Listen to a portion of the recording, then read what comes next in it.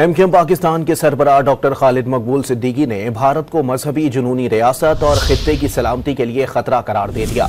उनका कहना था कि साजिश के तहत पाकिस्तान पर झूठे इल्जामात लगाए जा रहे हैं। मौजूदा हिंदुस्तान एक मजहबी जुनूनी रियासत है और इस पूरे खित्ते के लिए एक बहुत बड़ा आलमी खतरा है। पाकिस्तान की आवाम ने कभी भी अपने लिए किसी मजहबी जुनूनी को अपने सरबराह की हैसियत से मुंतखब नहीं किया है। हिंदुस्तान गुज़श्ता दिहाई से अब तक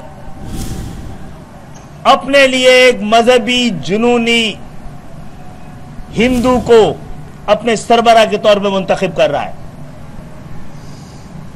अब हिंदुस्तान एक सेकुलर स्टेट होने का ढोंग नहीं रचा सकता